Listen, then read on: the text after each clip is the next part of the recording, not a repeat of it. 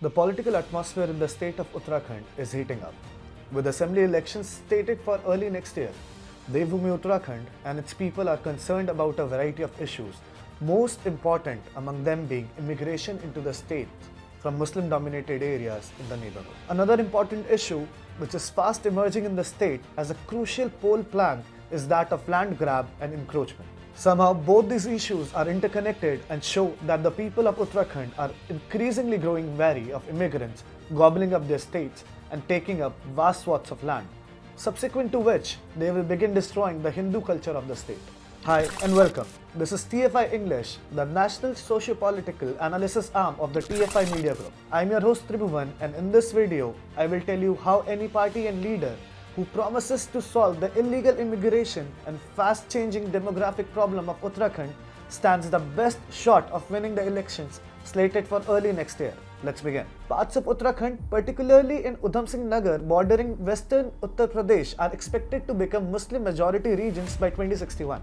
Between 2001 and 2011, Uttarakhand has seen a rather astonishing rise in the share of the Muslim populations from 11.9% to 13.9%, a growth of 2 percentage points. As a matter of fact, the rate of population growth in Uttarakhand's Haridwar and Udham Singh Nagar, where Muslims form a significant chunk of the population, is double that of the average growth of population in the state. At a time when the state's overall decadal growth has been estimated to be around 17% for 3 districts, with a significant Muslim presence to record an abnormally high growth of population points towards the demographic threat which stares Uttarakhand in the eye. Between 2001 and 2011, the decadal rate of growth in the population of Udham Singh Nagar was a staggering 33.40%. In Dehradun, the state's capital, the figure stood at 32.48%. In Haridwar, the decadal rate of growth was estimated to be around 33.16%. The Muslim population growth rate in Uttarakhand is more than that of Hindu population across most states. Uttarakhand, Kerala and Haryana are among the larger states where the share of Muslim population increased by more than 1%. Assam recorded the highest change, followed by Uttarakhand, which recorded a 2.03% change. If Uttarakhand is anywhere near Assam on demographic metrics, the future does not look very promising for the state unless drastic steps are taken immediately to prevent a takeover of Devbhoomi. Elections in Uttarakhand have 3 main contenders, although the contest really, like all elections in the past, is between the incumbent BJP and Congress. In a rather short span of time, the BJP has changed 3 chief ministers in Uttarakhand, showing that it too is on a sticky wicket currently. But the solution for the BJP is rather straightforward. If it can promise the people of Uttarakhand that their state will be freed of illegal immigrants, it will win the upcoming elections. Chances of Trivendra Singh Rawat being made the chief ministerial face of the BJP for the polls is unlikely, since he was removed from the post by the party's top brass owing to discontent in the state unit over his leadership. Next came in Tirath Singh Rawat, who would have made a good chief minister had he not been faced with constitutional problems. Nonetheless, the party might just make him its campaign face in the state. And then there is current Chief Minister Pushkar Singh Dhami, who stands the best chance of making Chief Minister after next year's elections. However, the contest for the Chief Minister's chair is not just ongoing within the BJP, but even the Congress is looking to put on a fight in the polls, with Harish Rawat poised to become the party's Chief Ministerial candidate once again. The Aam Aadmi Party is pretty enthusiastic as well and has already announced its CM candidate in the form of retired Colonel Ajay Kothiyal. Besides, Arvind Kejriwal has also announced that AAP will make Uttarakhand the spiritual capital for Hindus across the world.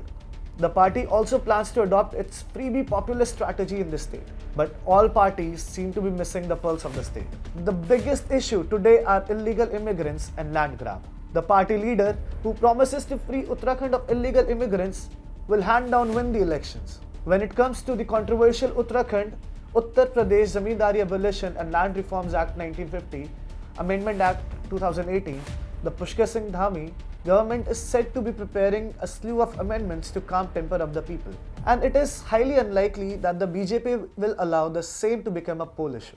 That leaves us with the issue of immigration from Muslim-dominated regions of Western Uttar Pradesh and even Kashmir. The people of Uttarakhand fear their state is being overrun by illegal immigrants, and their very culture faces a tremendous threat. The effect of this brazen population rise of one particular community in Uttarakhand have begun manifesting in many forms. The most recent of which, of course, would be the murder of Nidhi Paswan in broad daylight. In 2018, TFI had reported how 60 Hindu families had left the village of Dhanpur in Uttarakhand since 1994 due to harassment and under pressure from the Muslim community. The remaining villagers back then had resorted to a hunger strike against harassment by minority community and had demanded immediate security from the government. There were barely 20 Hindu families left in the village in 2018. As reported by TFI recently, Muslim clerics are now stalking claim over the Badrinath Dham, claiming Badrinath to be a religious place for Muslims. Islamists have begun claiming that the holy Hindu site is not a temple but instead it's Badrisha, a religious place belonging to Muslims, and that it should be handed over to the community.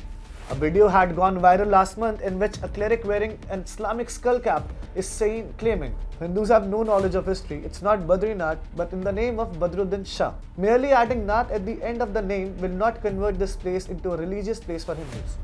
It is a holy place for Muslims. It is a religious place. We will go and capture it. After the video surfaced, the long pending demand for bringing a land law in Uttarakhand has intensified.